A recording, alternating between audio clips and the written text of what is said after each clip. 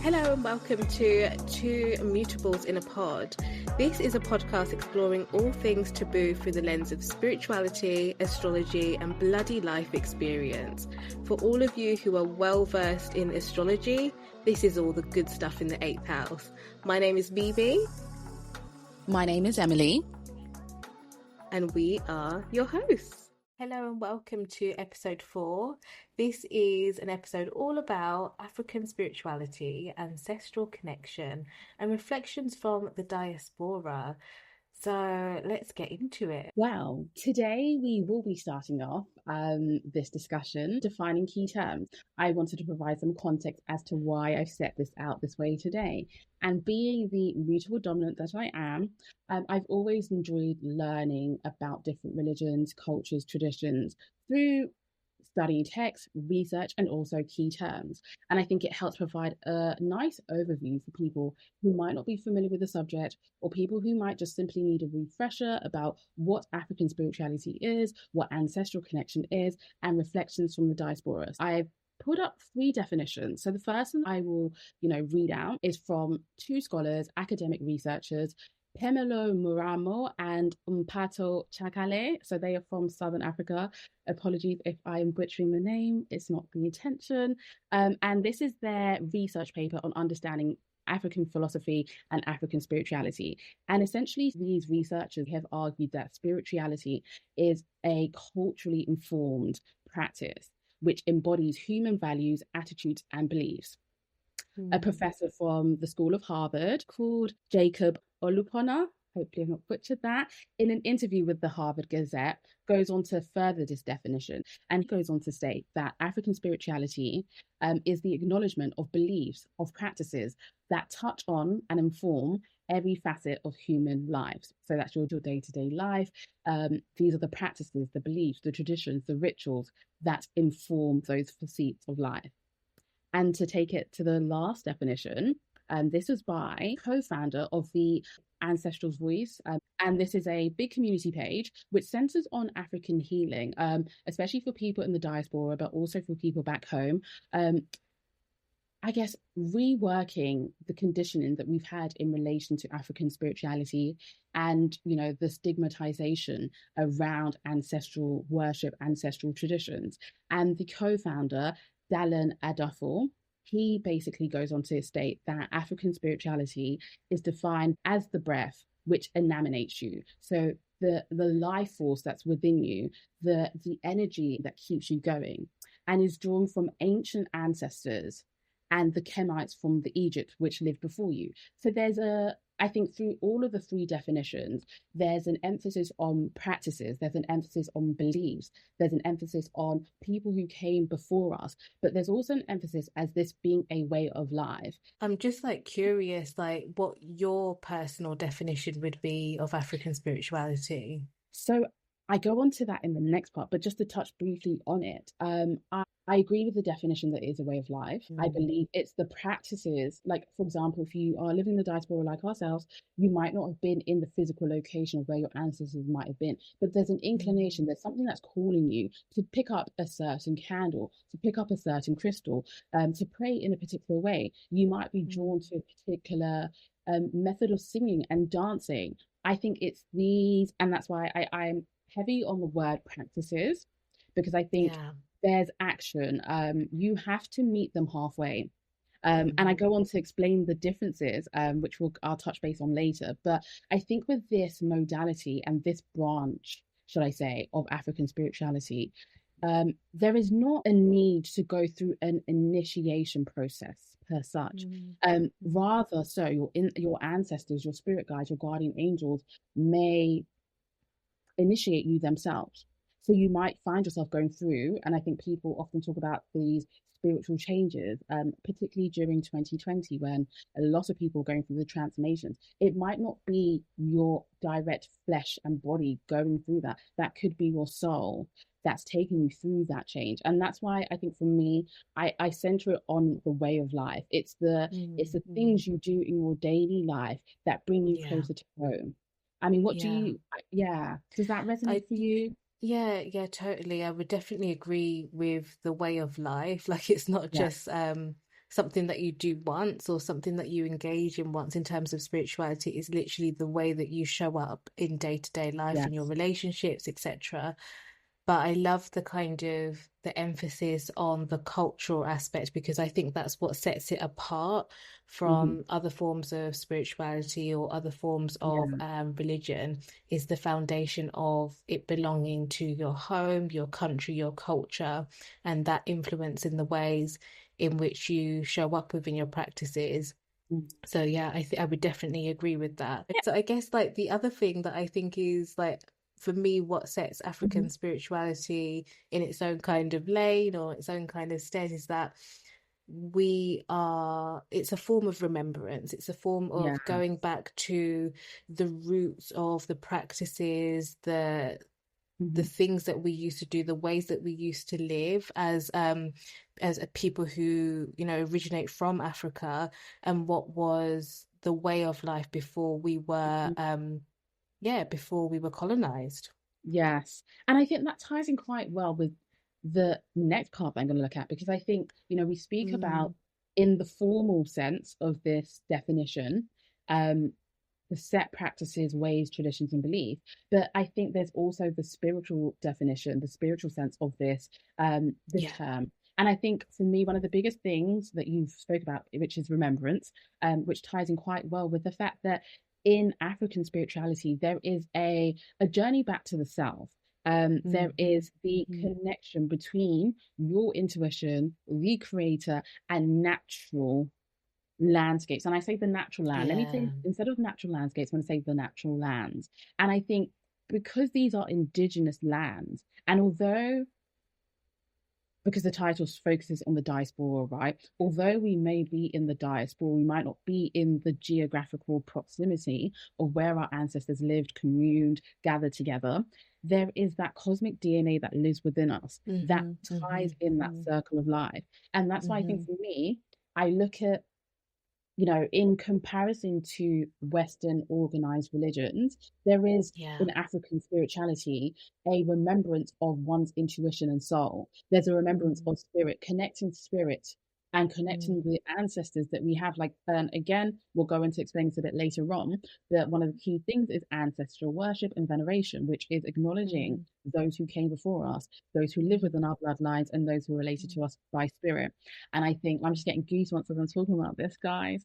It's very deep, and that's mm. why I wanted to start off with the academic formal definition, but then break that down because people tend to believe, but if you practice African spirituality, then you might not necessarily believe in God. And no, that's not what we're saying here. We believe in the creator. God is the creator. Yeah. That God Yeah. also lives within us, though.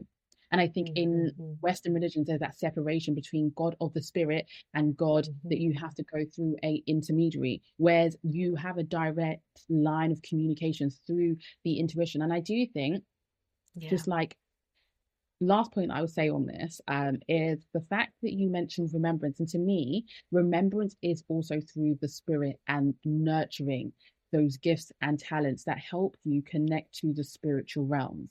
So I think Mm-hmm. that is the branch, or that's the olive tree that I would describe African spirituality as.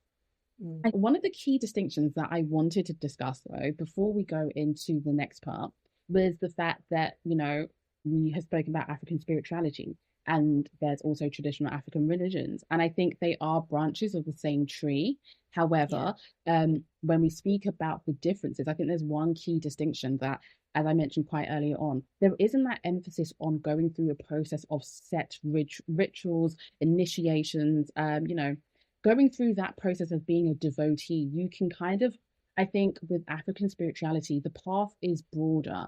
And I say that because Mm-hmm. it depends on the messages that you get from your guides, the guidance that you get from them. You might be somebody who, what you might need to do is stay near natural bodies of water and just meditate. But then you might have somebody else who actually might, connect with their ancestors through dancing, but you're not going through a formalized system or set Mm. rituals, set ceremonies. So I think that's also one of the beauties about this is that you can start at any point in your journey, but like me and Mimi said, it's not a one-time thing and then you stop and then you're connected forever. It's Yeah. a continual process. So I thought that was a great distinction to touch base on. So Onto the cool stuff, which is where in the world may you find people actually practicing African spirituality? And I think one of the key misconceptions is that this is something that's only practiced in Africa. But no, I remember quite like vividly, to be honest.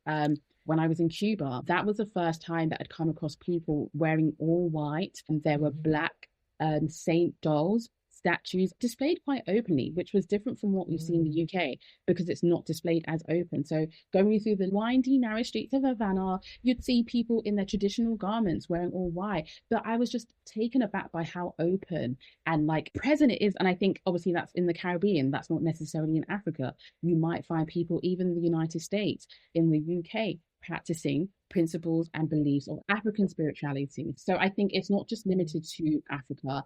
And that's a key point to notice that your geographical location does not break down the connection to your ancestors, the connection to your spirit.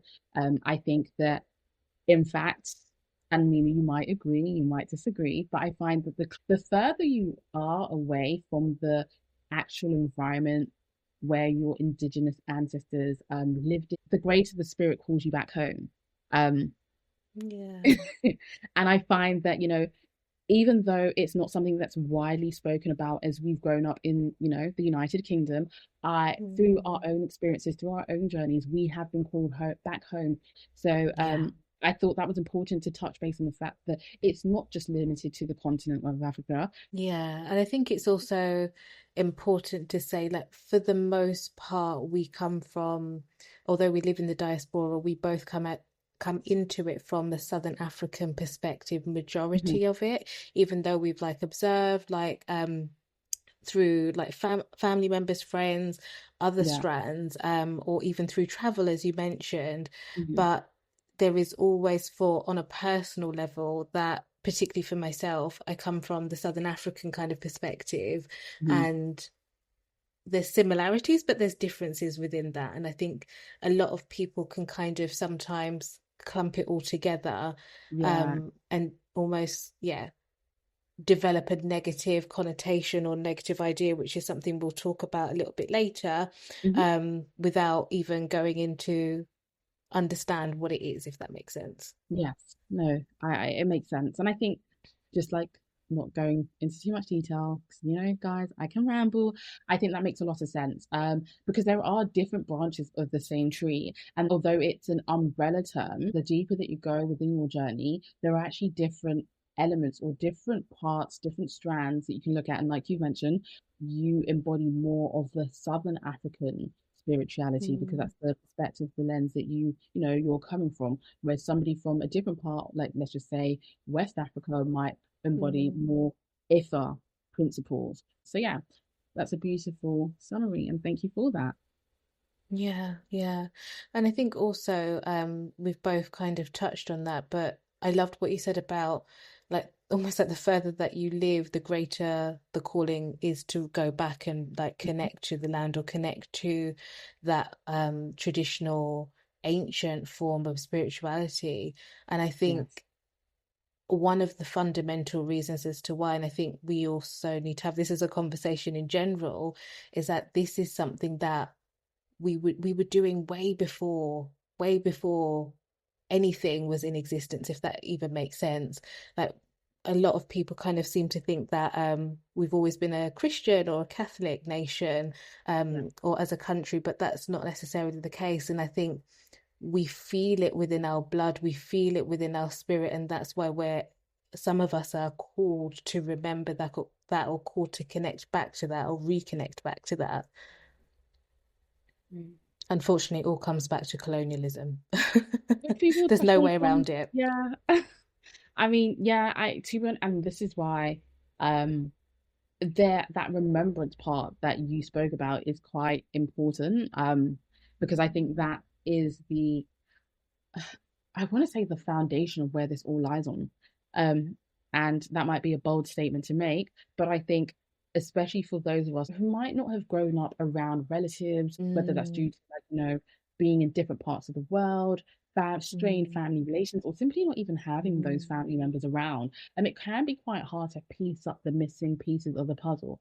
And I think that the beauty of this modality of healing through African spirituality is that you do, although it's not a straightforward path to, finding peace, you do tend to find some of the clues, the aha moments through that journey. So yeah, I love the point about remembrance, and I love the fact that you mentioned that prior to any, Western religion that might have been imposed on us, we had ways of living, and these were part of our ways of living. So yeah, Yeah, very great yeah. point that you mentioned. Yeah, definitely. And just to kind of expand, I guess for anyone who's listening, a large part of like the ways that Emily and I connect and the ways that our minds meet is about ancestral or African spirituality. And I think for both of us living in the diaspora, we've both had to go on our own separate journeys about what it even is to understand or connect to your ancestors. So I guess like for anyone who's listening, it would be worthwhile just actually talk about, well, what is ancestral connection? And Emily mentioned ancestral worship and ancestral veneration, and I think sometimes that can almost scare people into thinking, oh my gosh, I've got to go and worship someone, and how can I go about worshiping when all I've known is to go to Christ, to go to God, and that can sometimes scare people. I think I think that can sometimes scare people. Yeah. So ancestral connection for me is a term that feels a little bit more relatable, a little bit more mellow, if you like. And for me, it's about just understanding who it is that's supporting you, like who it is that is, past or who's on the other side. And it doesn't have to be a direct relative. It might be someone who's way, way back in your bloodline, but who is watching over you and protecting you and who has your best interests at heart. And don't get me wrong, there's ancestors who might not have your best interests at heart, but you don't necessarily have to connect to them. And so for me, when I think about, well, what is ancestral connection? It's about establishing and forging a relationship with people who are within your bloodline, who carry parts of your story, parts of your purpose, parts of the legacy that they wish for you to carry on in your lifetime, so that you can then pass that on to your descendants. And it's just about cultivating a relationship, I believe, so that you have that wisdom, you have that guidance, you have that support behind you, because this life can be lonely. This life can be tough. And I don't believe that we weren't born here to do things in silence, or to do things in without the use of partnership, without the use of community. And that extends to people who aren't necessarily living as well.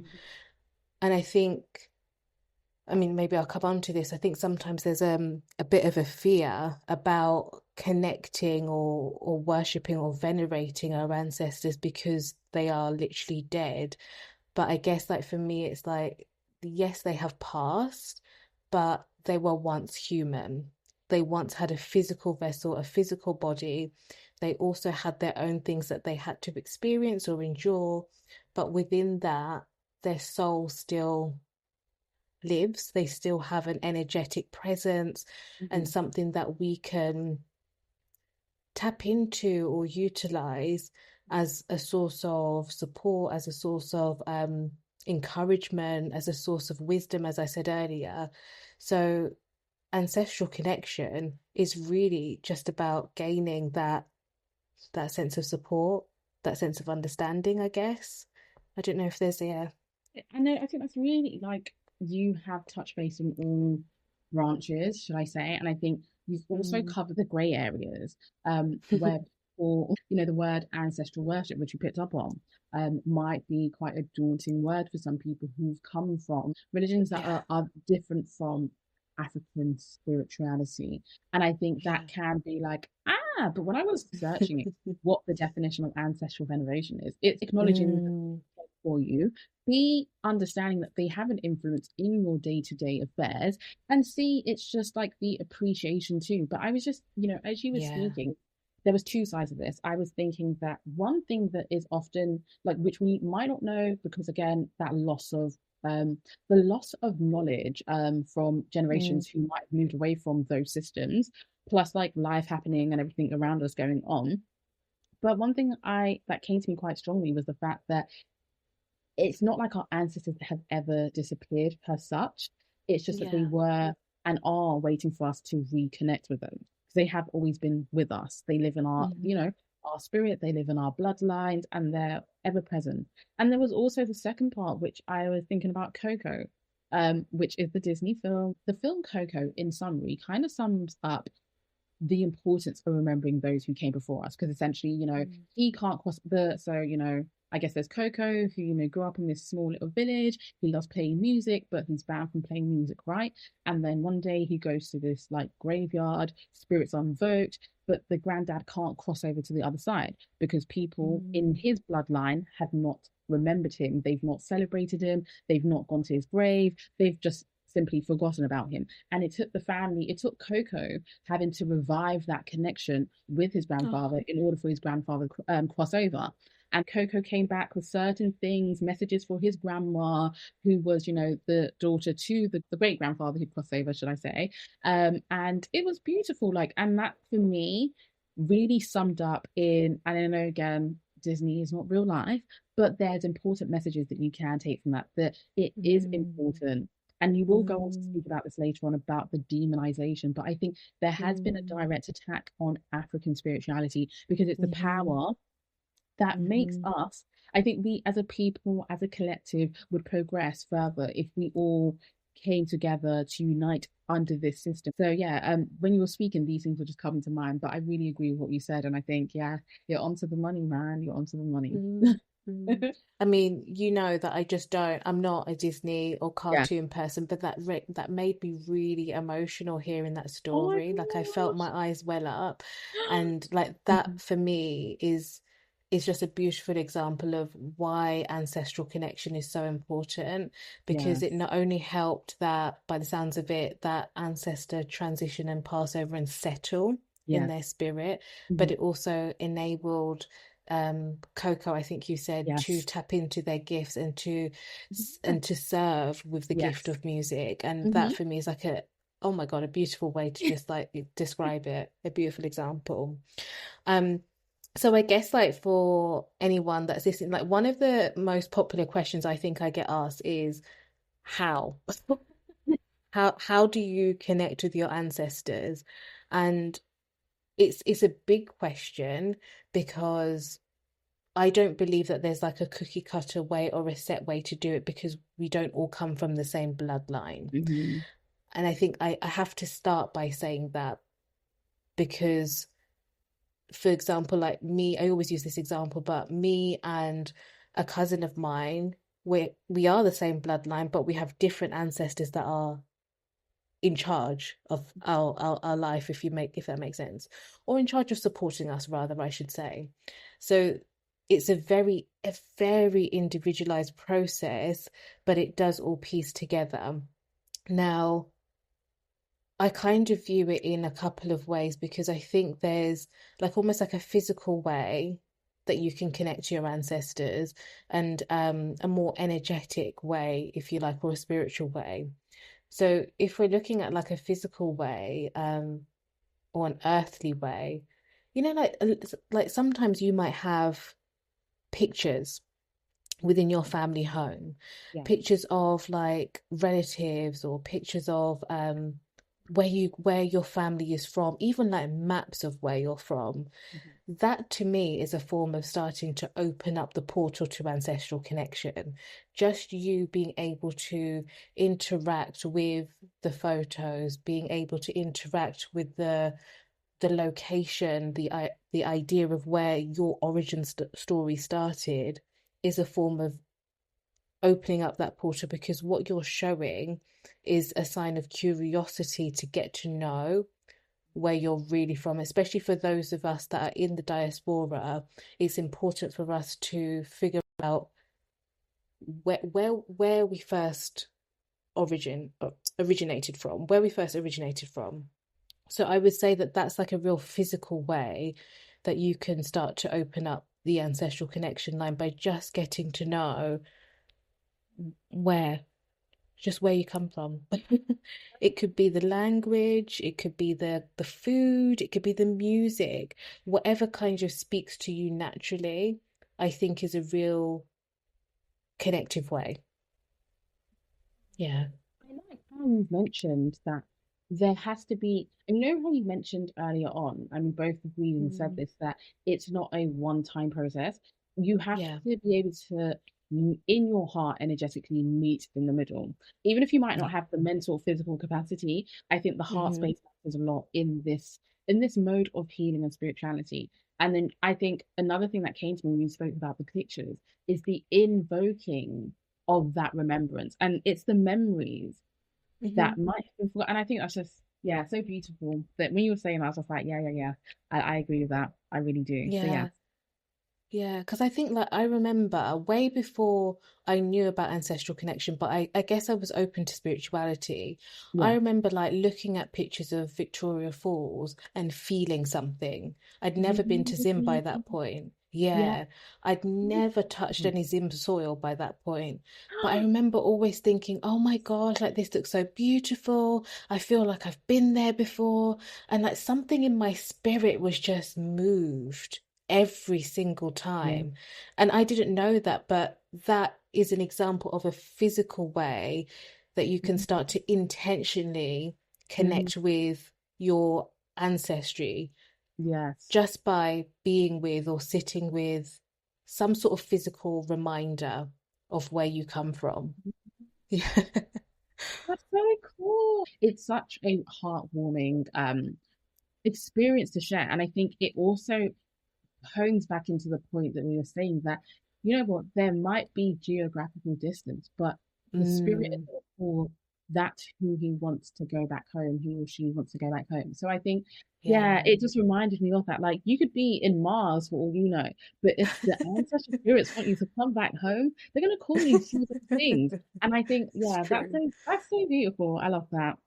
It's so true. It's so true. And I think in terms of like I guess a spiritual or an energetic way to Yeah. connect to your ancestors, I think like when I think about veneration, it's the literal um creation of an altar or Hmm. creation of a space that you Hmm. can go into, let's call it meditation, let's call Okay. it connection, where Yeah. you can be intentional with who you are asking to step forward, who you are asking to connect to.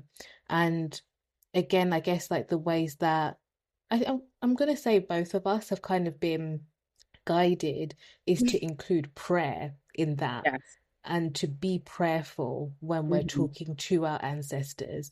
And I think it's important to speak on that because you're not just like going there for the sake of I want this and I want that, because that's not how we approach God. So we don't do we it's not recommended to do that to our ancestors as well. So a space where you can go into meditation or prayer and be intentional about who you're asking to call in. And it doesn't necessarily, like, you don't necessarily have to know the name or Yes. know who you're calling, because again, something that I've encountered a lot in the journey where I support people is that they either one don't know their bloodline or the names of the people in their family, or two, there is some sort of discord or disharmony within the family. So then there's hesitation about, can I call my paternal side in? Do I want to call my paternal side in? So you don't necessarily have to say, I'm calling in Mr. Blog Yeah. from my dad's side of the family. Hmm. You could more phrase it as I have the intention to invite in anyone from my bloodline who has my highest and greatest good and who is there to protect and serve me in this lifetime. And just kind of working with creating that space of, here is where I go into prayer, here is where I go into meditation. Yeah, and be intentional about it. And I think that emphasis on the fact that, because I think, as we mentioned quite early on, there is a creator. We believe in God. We do not discard Mm-hmm. the fact that we Mm-hmm. believe in God. And I Mm-hmm. think the fact that you're mentioning prayer is another reminder to anybody who's listening that we, in no shape or form, telling you to abandon. If you know prayer is in your DNA and you're a prayer Mm-hmm. warrior, go ahead and do that at the altar. That is not something you should Yeah. abandon just because you're embodying these principles. But we are, Okay. like, I think one of the key aims is remembrance, as Mimi has said, which is through various forms, but also connecting one's intuition. So you can hear those messages from your guides, Yeah. whether it's, psychic downloads, whether it's through dreams, whether it's through intuitive Yeah. messages. So there is that circle of life connection going on, and it's quite clear for you to pick up on those messages. But I feel for myself, and I think it's beautiful that you mentioned that there can be a severance in one Mm-hmm. part, one side of the bloodline, which is something that I am physically journeying through, where there's a severance Yeah. on the paternal side. And I'm like, Yeah. sometimes I go to the altar, I'm like, I don't know what to say because I'm very angry at this side. And I Mm-hmm. just sit Mm-hmm. there. Yeah. And there's Yeah. sometimes that, and I love the fact that you've spoken about you might not need specific names because there's a side to me that I don't know the specific names. I was never introduced to that side. Yeah. So I just Mm-hmm. call upon the ones who, come from Ghana of light, who have my best Yes. intentions, as you mentioned. And I love that prayer. I love that emphasis on calling on those supportive guides who can help you journey through life. Um, and yeah, I think personally for me, there are times where I just go there and I sit there. There are times where I can journal. There are times where I can Yeah. use my voice more, Mm. I would say intentionally. Yeah, intentionally. Because sometimes I get sidetracked. And there's times where I just want to go and sing. I want to music, just go Oh, and love sing. that. So, you know, I don't think you have to abandon everything that you've learned through Christianity if this is something that you are trying to learn more about. I think it's going back to the self. I love what you said as well about like singing, and Yeah. it just reminded me, do you know what? It's so true. Like, and this is Mhm. one of the beautiful things I feel about ancestral connection. Show up as you are. Yeah. There have been times where I have just bawled my eyes out, sitting on the floor in front of a candle and been like, the words, no Yeah. words, just tears. But that for me Mhm. is like, it's a release, but it's also feeling the presence of Mhm. actually you're not alone. Yeah. Feeling the presence and the connection of, okay, we are here to support you, we are here to guide you, we've got you, type Mhm. of thing. Yeah, no, that's so, like, I was getting so emotional as you were saying that. And I was just, yeah, I think that's so, the presence, because also another thing Mm, we are taught, I think, through organized religions, and I don't say this in a bad way because there are some churches that I listen to that I love, yeah, yeah. but there is this fear that's instilled within us. Like, if we feel a shiver or we sense an energy around us, we automatically go into flight and fight mode. And that's me Mm-hmm. times where I can feel something like I'm at the altar, candles lit, I'm doing what I'm doing, and then I get the shivers.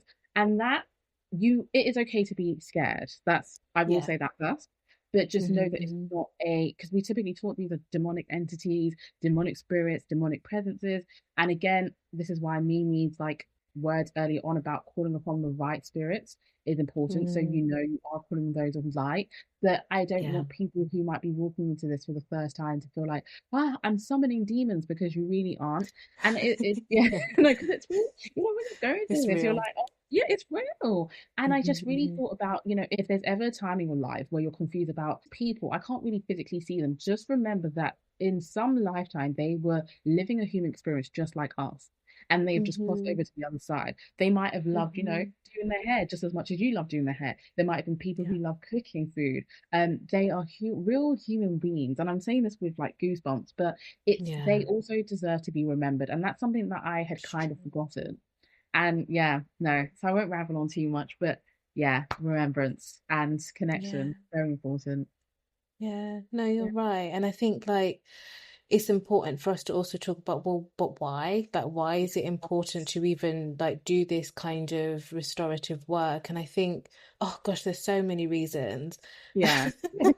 There's so many reasons why. And I think for those of us living in the diaspora, I think it's because we are living in the diaspora Mhm. that is why it's important, Yes. because we don't have the physical proximity to the land that we feel well, our soul and our spirit is most at home at. I Yes. think it's even more important for us to cultivate some sort of connection or pathway to that in order for us to actually feel a sense of belonging, is what I'm hearing and feeling, that sense of belonging, because it's not easy. Even if you were born here, it's not easy to feel like a sense of home and really rooted and connected without without the kind of missing landscape of like with the missing landscape of like the foods that you eat, the music that we would listen to, the people, the community, the connection. So I think that sometimes ancestral connection can start to open you up to the spiritual side, the energetic side, but also the physical side, because I sometimes think about, well, if I didn't start speaking about it, I would never have met you, or might have, I don't know. Like I wouldn't have met physical people. There's so many people in my life right now who I have met because I was speaking about ancestral connection and they were curious, or they were also on that pathway. So I feel like it's supported the physical community as well as the spiritual community, if that makes sense. No, it And does. yeah, and if you're living in the diaspora, sometimes it can feel difficult to really connect and really relate to people on a spiritual level. You might Yeah. have it on a physical, you might have it on a social level, but Hmm. a true kind of holistic connection also factors in the spiritual. So I Yeah. think it's important for that kind of connective work. Hmm. I think it's also important because, oh my gosh, like so many people are striving for purpose Hmm. and striving for, well, what is it that I'm here to do in this life that God has given me? And Hmm. it can sometimes feel like you're constantly striving for purpose and constantly reassessing and trying to get to this destination. And sometimes I Yes. think ancestral connection can really act as a sounding board and act as a way for you to start to trust that every single moment is purposeful and that every single moment actually does have meaning. Because what happens through ancestral connection, and you don't have to be psychic, by the way, you don't have to be intuitive as such, but things start to shift, or like people start to have conversations with you that you hear in a slightly different way once you start to attune to the language of your ancestors. And I feel like it kind of gives you this grounding of gratitude, and that's what kind of connects you back to, oh, no, actually life is purposeful, life is meaningful. I don't know if that was rambly or if that makes sense. It does. It does make sense. It's a deeper message, but it makes sense. And I think it is a. It took me a while to connect the pieces, but I think Yeah. the soundboard, what you mentioned there about knowing for each and every step is for a Mm, purpose, and it's for mm, your purpose. Because again, there is actually mm. what's my purpose in this life, like, and you've often spoken about, which is a message I love. If you ever are on Moon's Instagram, I think you should check this message out about your spiritual mission on this earth, and then like people who have earthly missions. And I think we Yeah, get so caught up on chasing either or things that sometimes we don't really ground ourselves, as you mentioned, back to the gratitude, the things that why the yeah, whys behind things that are happening. I don't know if that makes sense, but I understood it. I understood it in the end. So yes, I think it is a really yeah, good message. Hmm. yeah. And I think it also like ancestral connection also reminds you that life is bigger than just you. Oh And well, like in a non-horrible way, that we are actually not the main characters in life. We are just in this season, we're just playing a prominent role. And yeah. why I say in that why I say in that way is because ancestral connection to me heavily emphasizes legacy and what we are here to acquire in order to pass on to those that will come up after us. Because let's not forget, we only have this life, and one day we will pass and we will then transition into ancestors. But there are Yeah. people who are waiting and coming up through the next generation who are here to learn and to live their own life. And I feel like sometimes ancestral connection almost just brings you back to the importance of, okay, this life is for a reason, and it's for a reason for a bigger purpose, and that is about the legacy of my bloodline. I just like, for me, that always like, it shakes me like back into like, It's a okay, deep, yeah.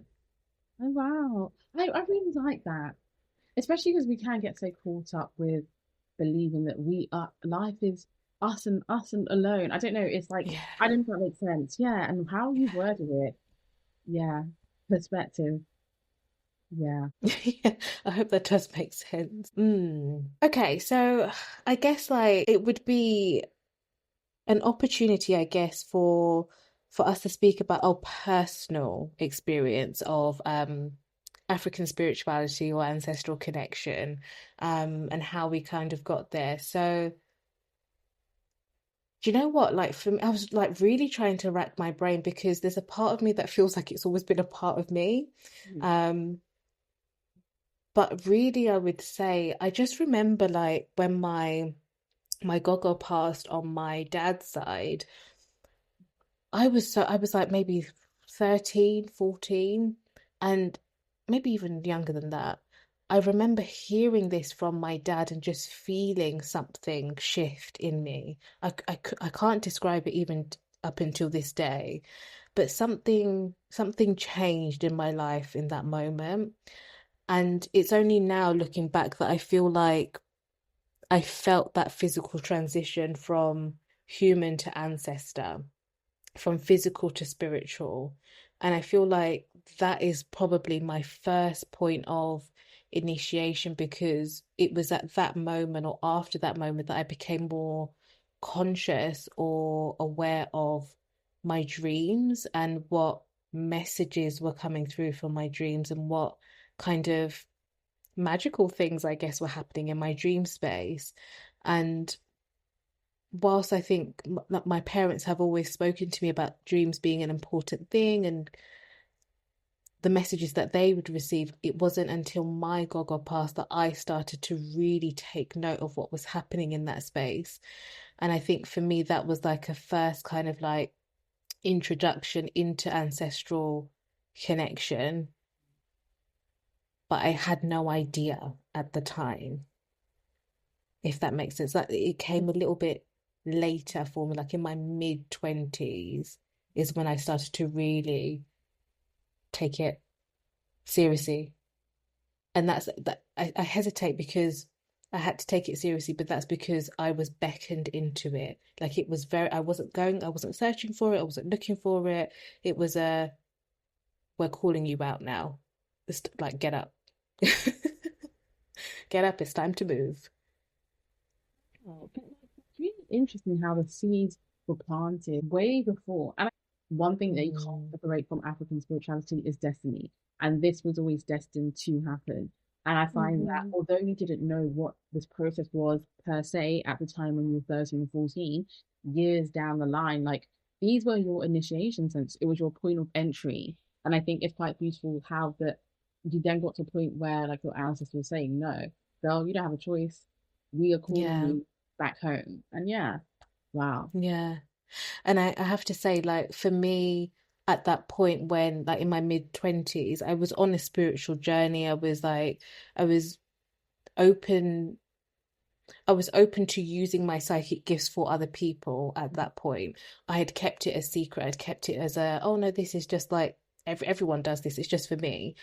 But in terms of the African spirituality, it only came from like relatives who were back home, and they would like have consultations, or they would have family members who were traditionally initiated, who would mention there's a daughter that lives in the UK that wears glasses. Oh my That God. one, that one is her time. And then my dad would tell me, and I'm like, my time for what? I don't get it. So that's what I mean by I was called out. And I'm just like, obviously you can't see me, but my mouth's wide open. Although I know I've heard this before, but it just always takes me, wow. Yeah. Yeah. And this is what I mean though. Geographical, like Mm. location, does not mean a thing in the spiritual realm. Like if you're gonna be called, you're gonna be called. And if they need to use messengers, and I was gonna just literally ask you, can you also give a brief explanation of what a consultation is in the context of African spirituality? So consultation or to consult is to go Mm, and to see a traditional healer in the Southern African perspective. I can only speak on that, I must add.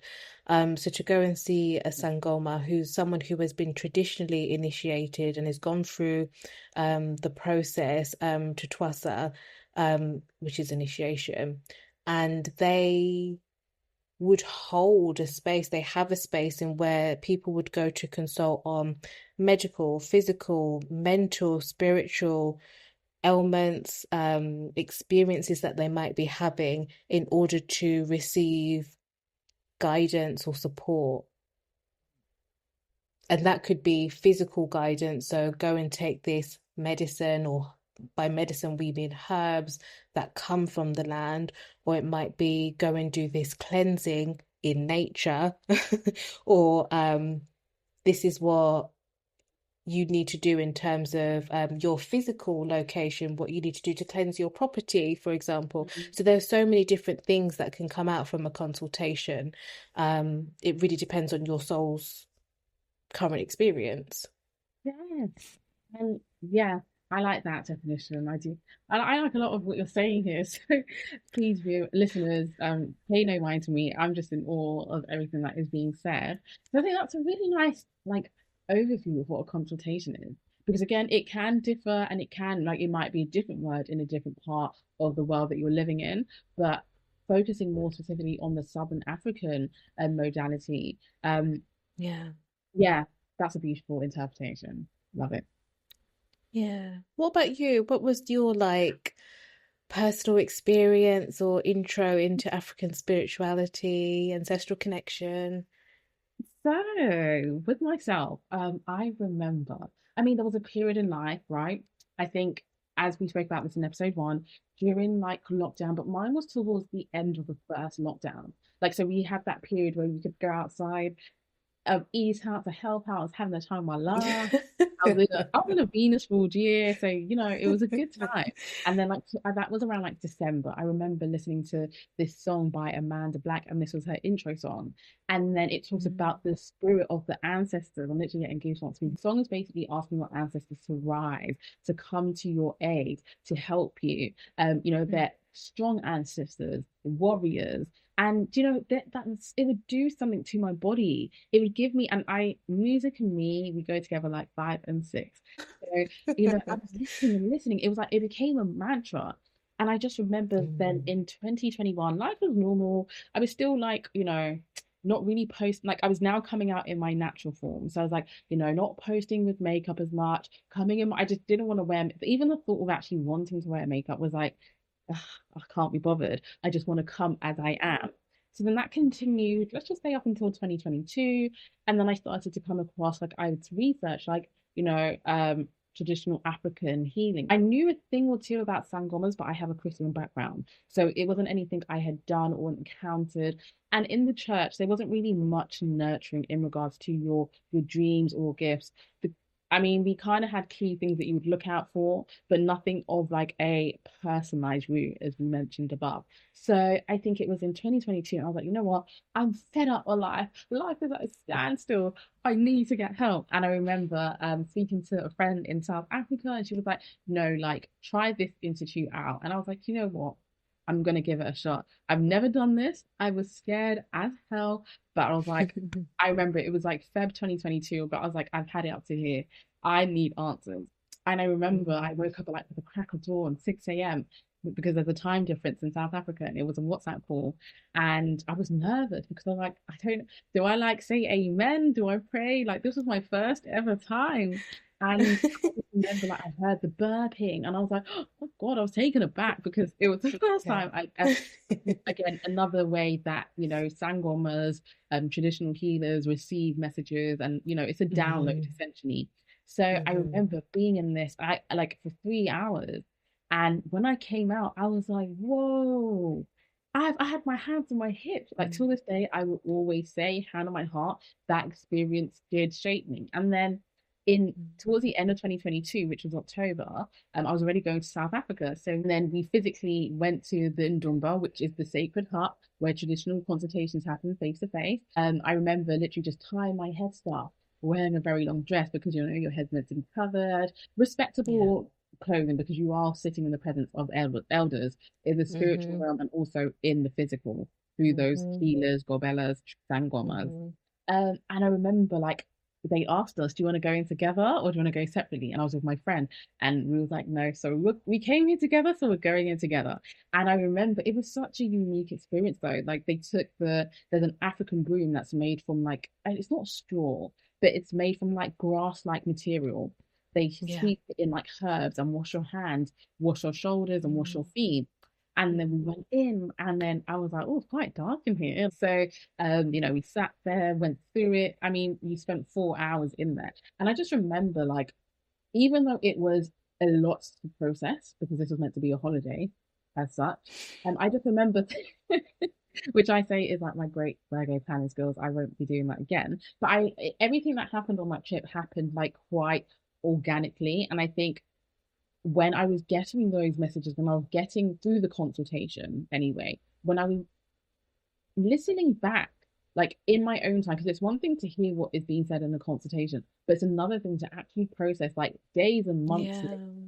And I Mm. remember just with me and my friend, like they would say one thing and then we look at each other, gasp, and then look at each other again. And it was just, you know, spirit was there. Spirit was there. And I think Yeah. it's something I would recommend that, if you can, and, if you already live back home, great, you might be accustomed to these things. But if you are in the diaspora and you've never ever had, obviously, I'd recommend going with somebody that you trust and have done the research on.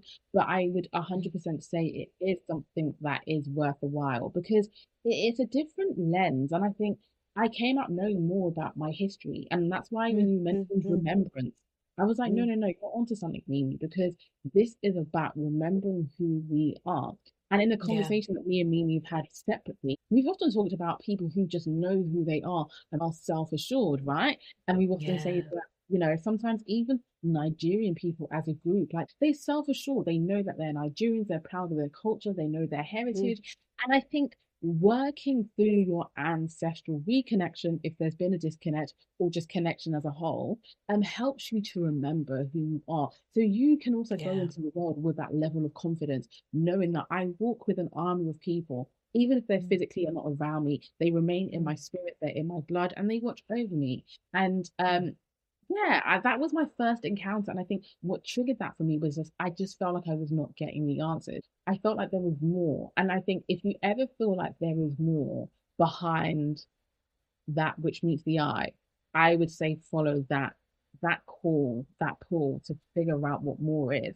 And even if people might deter you, I remember like at the time I just told my friend I'll go. I didn't tell anybody in my house actually. I woke up early as a bird. And if it's something that you can't practice openly, then I understand. It might not be as easy for you to go ahead and, just, make a consultation. But if there's like a private space you can find, if there's, somewhere that you can have at least like 2 hours alone, I would honestly recommend that. But yeah, that was my first encounter. And ever since then, and I've only been in this journey for about 3 years, and it feels like I've been in it for a lifetime. So there's a lot that Yeah. happened. Mm. It feels like we've been doing, yeah, yeah. It But does. And mhm, I'm shocked to hear that because for me, when we speak, I'm like, oh, she's been doing this. She's been in it for a while. Like it, but you're right. It's because once you do start that ancestral reconnection, there's so much that mhm, you're so much information that you're given, but so much happens to your physical, like your cosmic yeah, DNA, I think you called it, yeah, where it has this like restructure and mhm, time does feel like it marches on very quickly yeah, because you're learning, you're unlearning, mhm. you're really coming to grips with a new way of thinking that isn't conditioned. Like it's Oh, a real process of deconditioning. So I yeah, really resonate with what you say with the time frame. yes, And even though for me it happened a lot younger, when me and you yes, speak, it doesn't seem like that at all. Like Yeah. I feel like I learn from you a lot in terms of ancestral connection. It's very much like Yeah. It's a it's just like bounce back a for all. flow. Yeah. Yeah, yeah, yeah. You guys, and I mean, this is what Mimi was speaking about, that you will find your physical. I'm going to call this your tribe because It's Mimi is true. part of my It's tribe. true. You will find your tribe. Like, yes, we talk about Hmm. the spiritual essence of this all, but there also is the physical reality that we live in. And you'll find that no, actually, like, we are able to discuss certain things. I might go to Mimi and be like, you know what, actually, this has been sitting heavy on my spirit. What do you think about this? And I get counsel from her, and that's because that's her spirit, those are her ancestors also delivering a word to me. So, don't be afraid to make those connections. Yeah. Mm, mm. Yeah. Amen to that. So I guess it's also like worth talking about the demonization of ancestral connection and African spirituality. I can't lie, this is something that I was shocked about when I was deep in like my remembrance journey, my ancestral connection journey, because I don't know, I was just really shocked by it. I was really taken aback by it. And for the most part, like I went to a Catholic school. Okay. I wouldn't necessarily I was raised in religion, say I was raised in religion, but I do come from a semi-religious family. But it still kind of shocked me that people demonize African spirituality, and I've never kind of been able to make sense of it because I guess like some of the common things that people say are it's demonic. It is literally of the devil, um, and that it is not of God. I don't know if you've heard any other kind of things bandied about. Similar, similar things. Yeah. Yeah, yeah. And my brain does really struggle to understand it because the way that I view ancestral connection, and Emily did say this earlier, is that we're connecting to people who are literally from our bloodline. We're connecting to people who existed in physical form. They share same names, same features as us, same past to us. So it kind of doesn't really make sense to me why it would be demonized, because we're talking about our relatives here. Yeah. We're talking about our literal predecessors. And I think where it comes up is the whole worshipping and invoking. I think sometimes those terms can feel quite flammable, and that might incite people to think that we are people who practice African spirituality are doing this in replacement of God. And Emily's quite clearly said before that this is not to replace God. In Yeah. fact, it goes very much hand in hand. And I feel like the demonization of African spirituality almost kind of forgets or misses the point that our ancestors are literally like a vessel, a portal, a runway to God, and they very much work in partnership with God. Yes. And I kind of like flippantly said earlier about colonization, but it is a colonial mentality to demonize the spirituality that is of the land that we come from. Hmm. And I think if we look in a historical context, before, again, mostly from a Southern African perspective, because I can't speak on any other, um, before we were colonized, this is what we were doing. This is how we lived. We lived in spaces where we lived in communities. We lived in a commune with other people when we would share herbs and as healing modalities. We would forage together. We would sing. We would dance. We would worship together and invoke the spirit that moves through our body together. And it is only when our country, our land was, sorry, it's going to come out really strong. When we were pillaged, that's the only point in where we were told that this was wrong. We were told that it was demonic. And for me, why I think that's happened is because of the power that comes up and the potential that we can have as people, as humans, as African people, to transform and to shake literal systems, political systems, institutional systems, it would turn it upside down, because there is no profit in a Western sense, in a quite Western sense. There's no profit if we're working in community, if we're working in union with other people.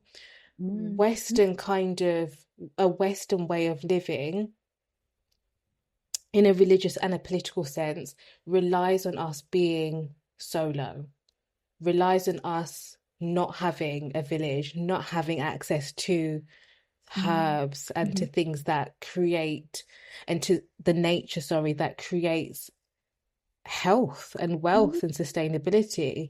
They don't profit from that because big pharma doesn't exist. Religion, again, I'm not demonizing religion here before anyone comes for me. I think it kind of, it's there to keep us in a conformed manner. It's here to keep us in a very linear way of thinking that disconnects us from our power. I think I'm on many tangents. No, but the tangents make sense. Like, you interweave them all. And I think in talking about that demonization, you've spoken about the remove, or the attempt to erase our power, right? Through, banning, like if you're talking about the Southern African system, this was through the apartheid, where people had to suppress those gifts. Hence why you've got people under charismatic churches, you've got people who have spirits of their ancestors, but it's under the church format. There's many different sects within that system. But I also was reading like the intro book to is it Ami Amora? She is a priestess, and she wrote a book of spirits that come from water. It's on my bookshelf. So she mentions how the British went into Benin, the Benin Kingdom, to destroy all this, the shrines, the statues. So like you said, it's a deliberate attempt to erase that power, because I think it was something, for colonial powers, if it's something they can't understand, then it's an automatic threat to them. And as you mentioned, these systems thrive off capitalistic aims, right? The aim is to increase profit, not restore harmony within societies, as you mentioned, going back to using herbs. All of these things, like you mentioned, are not profits to big corporations, should we call them. So I really do believe, and I think also when we turn to the Caribbean, there's often this discourse, should I say, on the idea of like white being like bright and like holy, and black being symbolic to darkness and evil.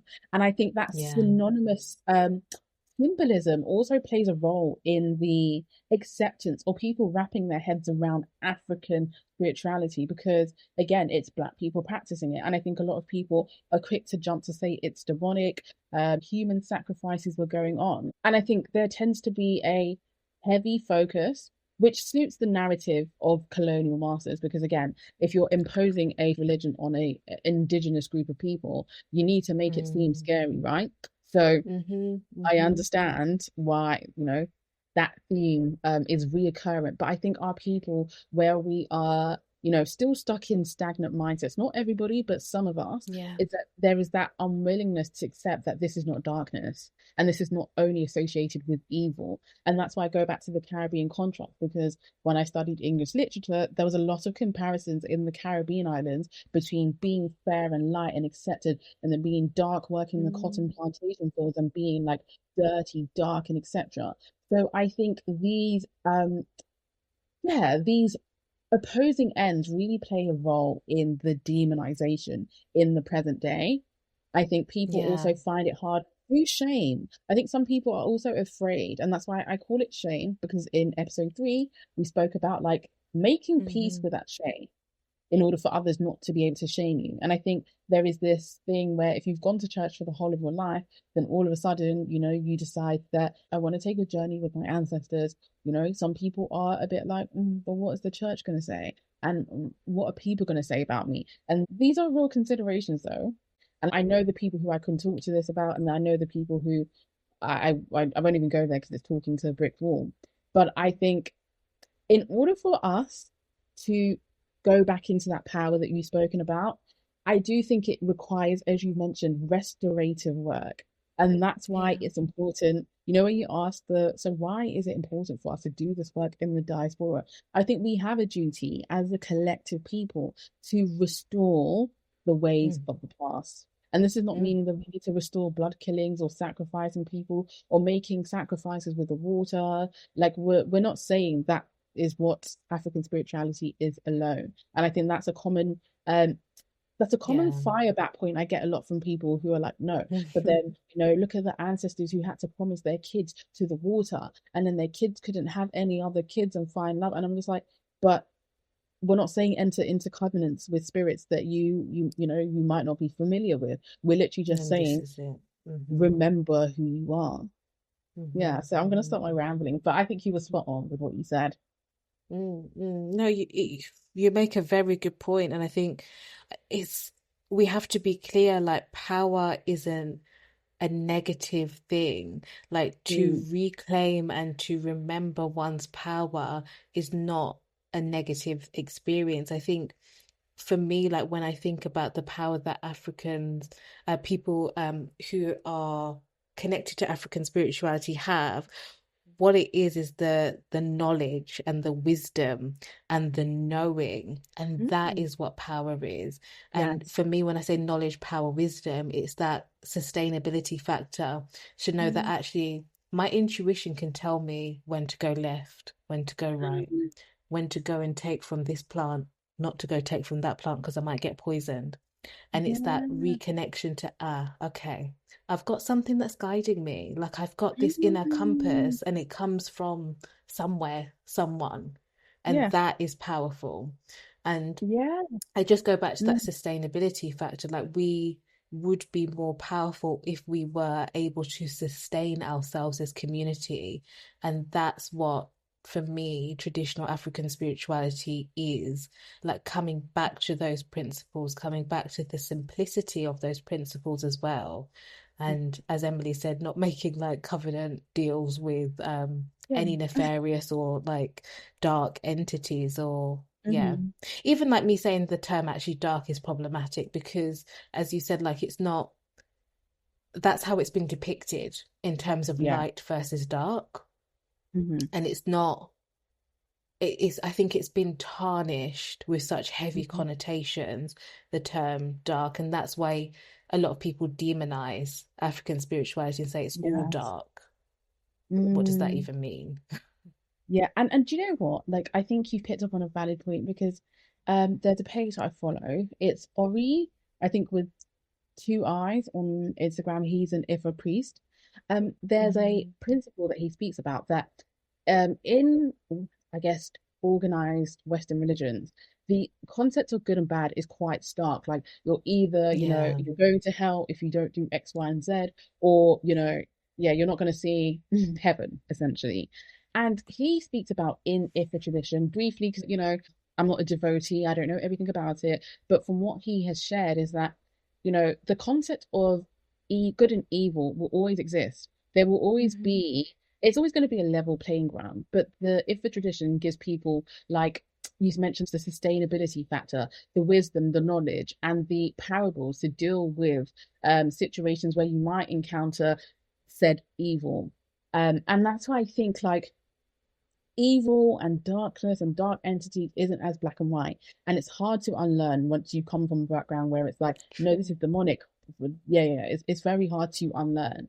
And I often find myself questioning, okay, is what I'm doing sometimes in this journey? I'm like, am I doing demonic things? And I have to tell myself, no, I have to uncondition my mind from being conditioned by all of these things. And that's why I think in African spirituality, there will always be polar opposites. And I think in Chinese mythology and spirituality, there is that yin and yang, right? There is the polar opposites. You're never going to have everything that's going to be yin only. You have to Mm, have a balance of either or. And I think it depends on the individual which path you can go down. And that's why I think it's important to distinguish that these things aren't bad, these things aren't demonic, they're not evil. So long as you're going in with a pure heart, as you mentioned, Mimi, simplicity, being simple in what you're practicing, I don't think you are doing anything to anger the creator or your ancestors at all. Yeah. I, yeah, I definitely agree with that. I think like something that I forgot to mention is we are two Black women of African descent, and that is primarily the lens, the viewpoint that we have, and who we primarily platform. And why I'm saying that is because over the years where I've publicly shared it, I've had people who are not Black or African, specifically white people, ask me, can I do this? Can I connect with my ancestors? And I think that's why it's important to kind of distinguish. Ancestral connection is for everyone. We all have Yeah. ancestors. But how you choose to go about it is how you choose to go about it. But African spirituality, that's for African people. That is for the people who have blood links or connections to the land in which Mm-hmm. we're talking or speaking on. So there's a Amen. slight difference. Mm-hmm. Yeah. Mm-hmm. I just forgot to say that. No, no, no, no, that is actually something that's important. No, it's good that you remember that. Sorry, I don't know why. Yeah, we didn't. Yeah, but good on you for remembering. I mean, onto the part that is a uniting factor between me and Mimi is our love for the stars, the love for astrology. And, it wouldn't be us without, talking about some astrological placements, aspects that might show or demonstrate an acceptance or openness to practicing spiritual practices, traditions, or spirituality as a whole, outside of mainstream religions. So, and I do want to provide a brief disclaimer that this is not us saying that this is an exhaustive list. Um, Simply, again, whatever comes to mind is what we're sharing. And if it doesn't fall, if you have placements and you do practice and this doesn't fall into, the category, we're not saying that you don't have an openness. This is just what we have thought of at the immediate time. So I will start off first. I'm excited about this. From the top of my head, I definitely believe that water signs, whether this is the North Node or the South Node, perhaps will have, and I want to emphasize the South Node because I think we spoke about this in episode 3, if I'm not wrong, but essentially the nodes are points of destiny, they're points of the moon, and these are parts of our charts that speak to fated events, fated experiences, encounters, people, and so forth that we might go through throughout our life, and they're placed in a particular house in your birth chart, depending on the time, the date, and the year that you were born. So I personally believe that the South Node, particularly, but also the North Node in a water sign, which is either your Scorpio, Pisces, or Cancer, might have an openness or the knowledge. Something about knowledge is coming to me strong though. Knowledge from previous lifetimes about the occult, about spiritual practices. Yeah. Okay. Yeah. Yeah. Okay. No, because you did a little nod and I was like, are you not in agreement? Okay. Yeah. No, nod of agreement. I did put a Sag North Node, and the reason why I put a Sag North Node actually was the fact that Jupiter, um, depending on if it's like depending on the house it's in, but as an overall energy, I feel that Jupiter is open to beliefs outside of its normal parameters or environment. I think Jupiter, as a planet or Jupiterian signs, are open to embracing things, the knowledge, the wisdom, the sustainable factors that you spoke about earlier on, as part of their everyday lifestyle. So that's why I also Yeah. think the Sag North Node could fall into that category. I also think the mutables. This is your Sag, your Gemini, your Pisces. With Virgo, I was actually quite hesitant about the Virgo, Jupiter and Virgo Mm. placement, and the only reason Okay. why I say this is because I think Virgo is quite methodical, and if it doesn't make sense to them, they might not have the openness to accepting that belief, tradition, or thing. But it does fall within the mutable category. And I know, because I was thinking That's about so you.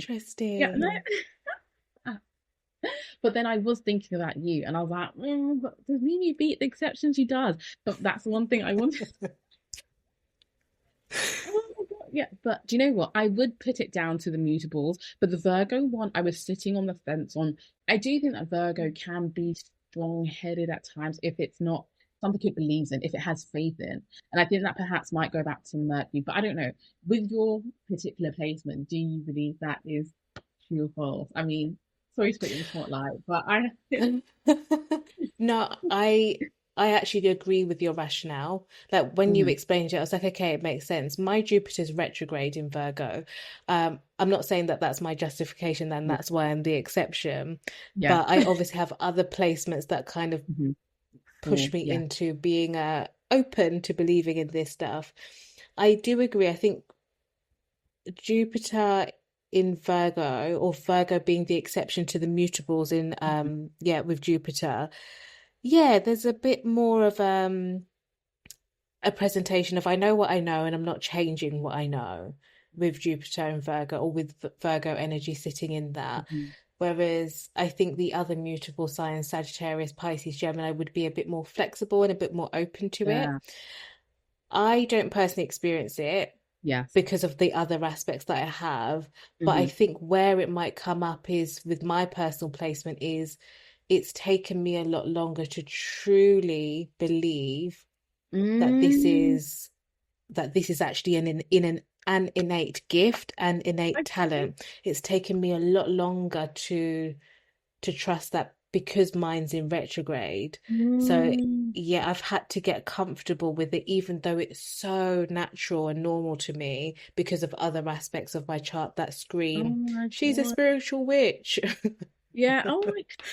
Wow. Yeah. See, I think that makes a lot of sense. That makes a lot of sense. And as I was drafting this, I was like, no, I know this perhaps will, like it might come up, but no, I agree. I agree. I do agree. Oh my gosh. So cool. Okay. I'm not gonna ramble on through the rest of them. I probably just touch base on two aspects that, stand out to me the most. I do think Pluto aspects to Neptune will show Mm, a natural inclination for somebody who can work with the underworld, like go to the yeah. depths. I love that word that you used in episode 3, like the depths of the belly of like the water. I think you spoke about Pisces Mm, energy, and that being Neptunian, right? And also Jupiterian. But I think there's something about Pluto taking you down to the underworld, but then Neptune providing you with that like those touches of spirituality, the ability to see into other realms. And that's why I think, these groups, these people that might have these aspects might have a natural inclination or be a bit more open to practicing practices outside of mainstream organized religions. Um, I also, another one that stood out to me, I'm going to choose a different one. Do you know what? I'm going to look at the Sun Mercury aspects. Now, I think, right, if the sun is our vitality and how we shine and our essence, and it's like, I do believe to some extent it's the confidence that we possess, right? If that's in a positive aspect, I'm going to say, to Mercury, I think that can also heighten the processes of information that we come across and how we like open up ourselves to mm, things that might fall outside of our standard viewpoint.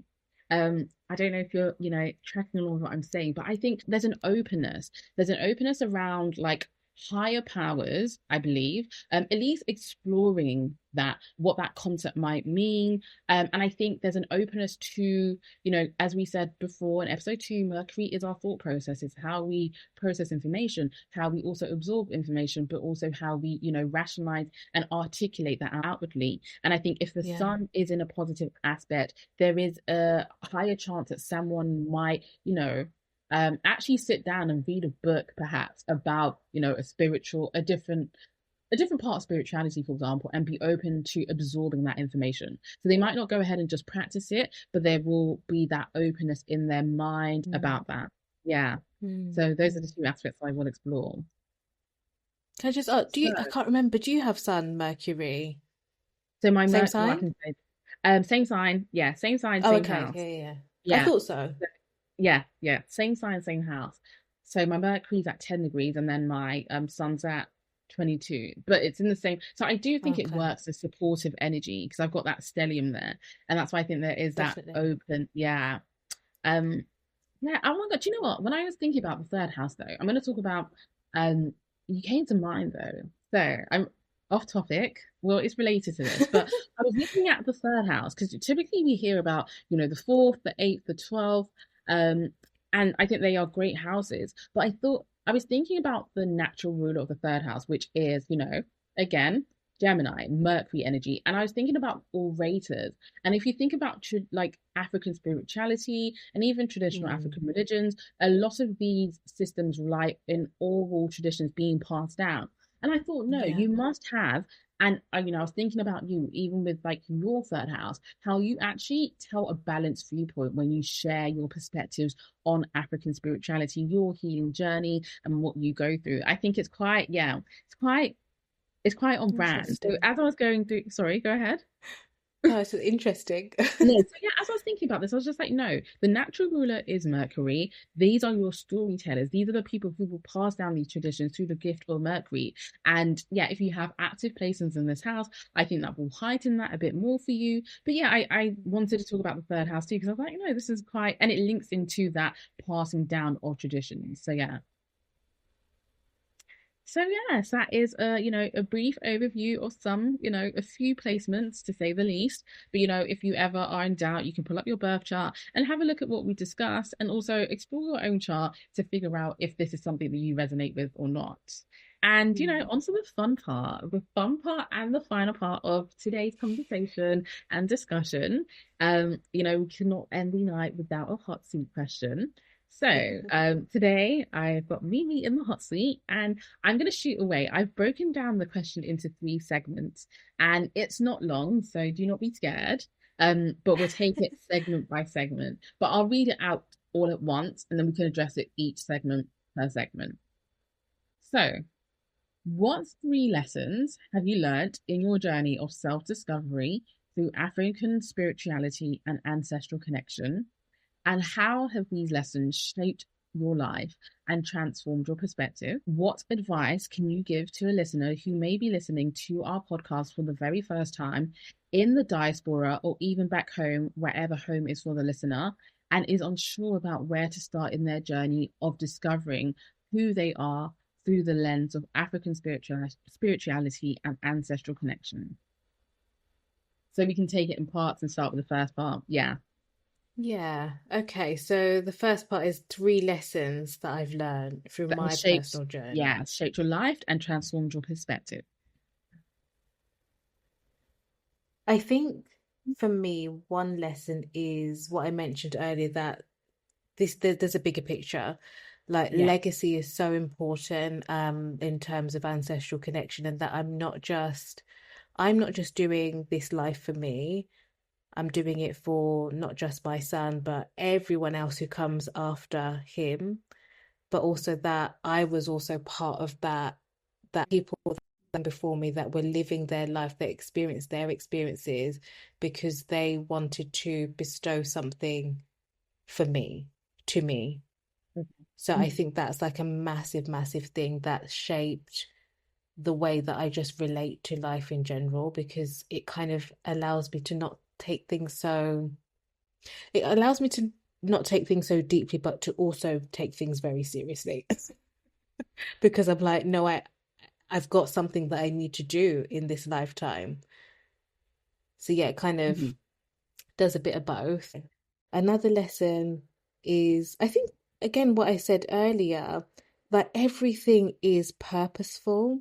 Like, even though we might not feel it, or we might not understand it or want to accept it, the parts of the parts of our life where we are like struggling or having moments of doubt, at some point it will actually make sense, and it will actually like become purposeful. And that can be quite a tough thing to say, especially for people who are really struggling. But for me, on my journey, I feel like I wouldn't have got through life if I didn't have that solace, that actually it will help me. And if it doesn't help me, it will help the people that I'm serving and supporting.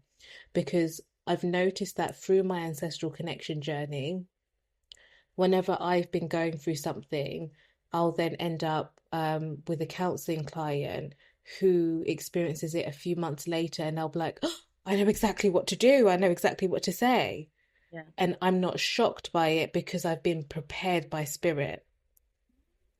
So that to me, I'm like, if even if it doesn't help me, it's gonna Yeah. help someone else, and that I am good with. I have to catch about. Oh wow. That is yeah. Oh man, I love that. I love that. Yeah. What about yourself, just for the lessons part? Oh God. Oh yeah, I've been thrown off hard. I'm I'm Sorry. gonna do this. One thing I will say is understanding, right, as somebody who has battled with low self-esteem issues, when I tell you the squares are squaring in my chart, they are Mm, squaring.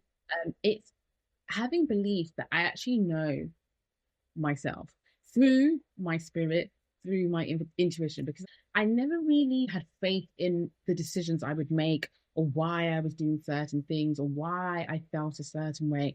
And I think through this process, I'm actually learning that no, my spirit and my body and the people who walk with me actually are guiding me. So if I feel a particular way about so and so, even if I might seem crazy to the external people because it's happened, to sum this up in clear terms, I am no longer doubting what my spirit feels.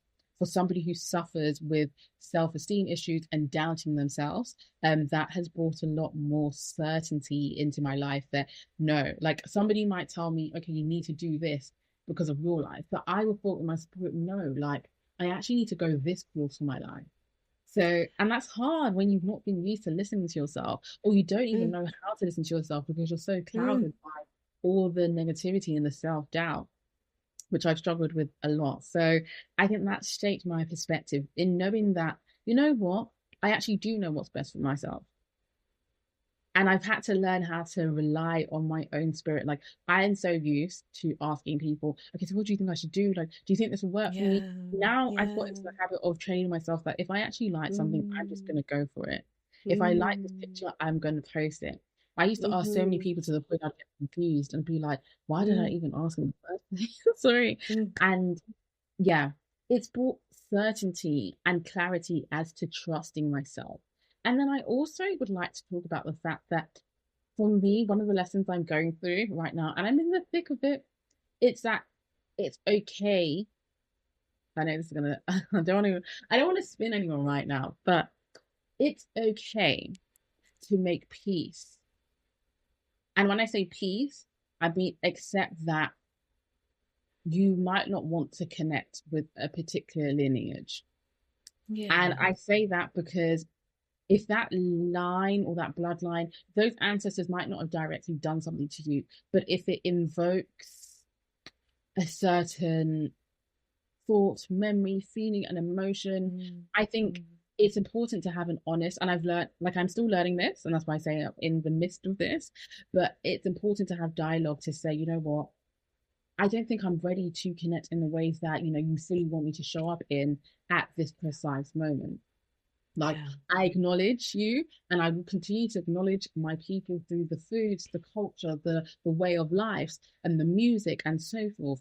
But to be venerating, as we've discussed before, to a particular bloodline that's still where there's wounds that have not been addressed or resolved, yeah, yeah, I think it's okay to make peace with the fact that that might be your story. And for myself, it's something that I'm navigating through. And I think when I got to that stage where I was like, okay, can I have, because I felt guilty. I was like, oh my, are they going to think that I'm turning my back away from them? But I think they can see my emotional and psychological state and where I'm at right now in my journey. And that's not to say mm-hmm, that's my mm-hmm. forever point, but it's okay to have those moments in your journey. And that's one of the lessons that I am currently learning right now.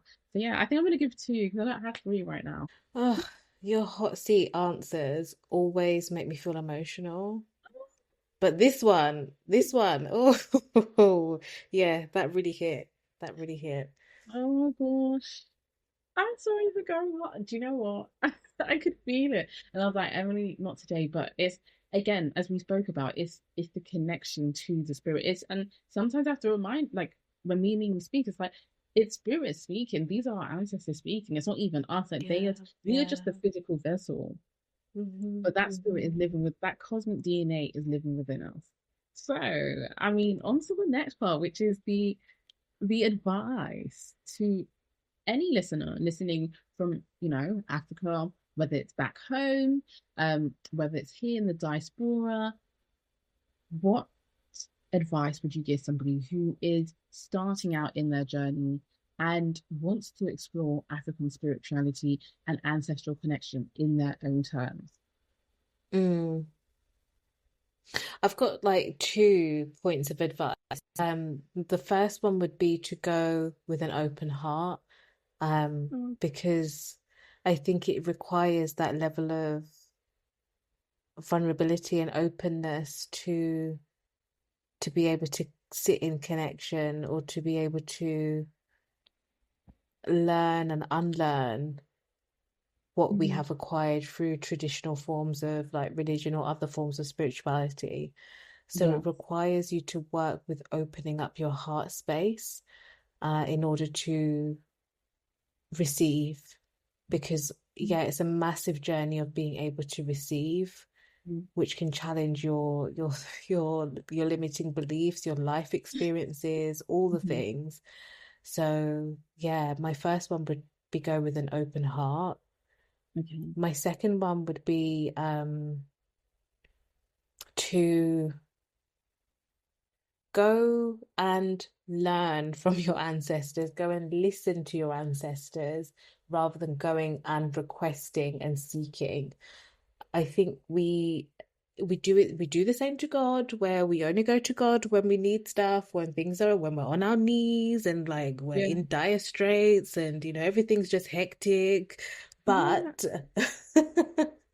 we have to remember that these people lived an experience, and God had his own journey as well. And I think that we need to understand that they want to share. They are the original storytellers, they are the original orators, and Mhm. they just want to share the gift and the wisdom that they have through the journey that they experience. And we Yeah. are their ears. So go and listen. I always say to people, go and listen. That is, ah, yeah. You took me out when you said that because it's, and to this day, it's something that I have to consciously be like, okay, Emily, let's give some Yeah. gratitude. Let's because it's very true. You can just go there and start saying, I don't have this in my life. Now I need to get, and like you said, it's so many things are going on, Yeah. chaos. But it's like, no, that's so powerful. Oh, thank you for taking us again back. Anyway, as we get to know, Mimi is, yeah, she be taking us to church. She drags us by the edges and the collar, but it's for a good purpose. And she tells us things that, it really it hits the soul. It hits the soul, man. Wow, So do yeah. you, though. Again, like, so do you, and your ancestors do not play either when it comes to like, it's time to gather the self. So yeah. Oh my God, why do I feel like deja vu? I really feel like we've had this moment where we said this. Wow, oh my gosh. And see, this is what I mean. Things like this will, if this is the remembrance, the things, Mm. that you might have seen that, come back as deja vu, that's remembrance. I think for Mm. myself, what would I say? One thing that I will say is I don't want to say be prepared, but there will be a heightened sensitivity that occurs as you Mm. journey through this process. And I think if you're somebody who, I'm quite like myself, I'm quite used to like concealing how I feel and my emotions. Like you're not going to be able to do that as often as you might be used to or might be accustomed to. Maybe that is your form of escapism, and I understand it. But I think there's going to be an opening of some form of floodgate, sorry. And like you Mm. said, if you're going to the altar to just listen, not complain, not present any cases, not present nothing about your life, but just listen, that might open up the floodgates of your heart. And I think it's Mm. important to have support systems that can support you. So Sorry.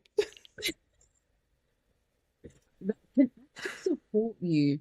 Like having somebody that you can call and be like, you know what? And I know everyone's going through their own things, but this is why we spoke about having that physical. Yes, there's a spiritual sense of the connection, but having earthly people who are journeying along with you in this journey, it makes it easy Mm. for you to share things that you're experiencing. But you know what? I've just felt this overwhelming sense of crying. I don't know where this crying is coming from. I've gone to the altar sometimes and I feel it welling in my heart, but I know I Mm. struggle with releasing that, and my Saturn is in Pisces. So there is a restriction when it comes to the flow of emotion for me and like tears.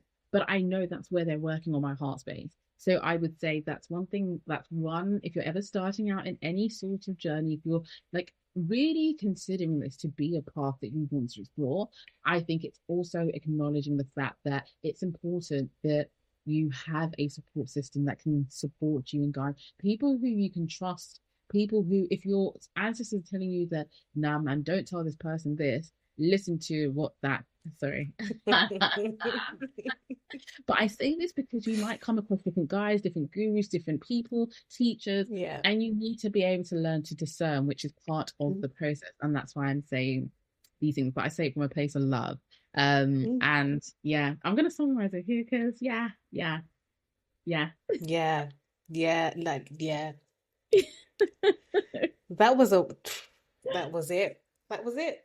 Oh, so guys, honestly, I mean, I love ending on this note, and I'm so glad that we get to journey through this together because Me too. our experience it, but there's actually nobody else that I'd rather do this with than me because I feel like it's such an Stop open, it. yeah. Gonna cry. I do feel that it blends, and I think we might have gone through different things, but somewhere somehow our ancestors are uniting us in the center to bring guidance and assistance. So honestly, thank you for sharing your experiences and sharing your emotions through this episode, because I think it has been like, as I've been speaking, there's parts that have made me feel welly up and quite like Yeah. emotional, and I see the Yeah. same with you, even though viewers can't see us. I hope you can feel what we are feeling as Mm. we've journeyed through this discussion. And I hope you also have learned something too, because yeah, this has been, I really love this. And we probably will go into this in a bit more detail and a bit more depth. But this was really important, especially because when you put this in the notes, just to provide some context for people, I was going back and forth on what we should discuss, but I knew that I wanted to speak about African spirituality. And, Yeah. I just didn't know what angle. And then Mimi popped something in the notes, and I was like, oh my gosh, like, how did you know? How did you know that this is what we need to talk about? So it's all aligned, all destined. And I can't thank you enough for listening today. To all our listeners across the globe, thank you so much for tuning in. And we can't wait to see you, well, hear from you in our next episode. Bye for now. Bye bye.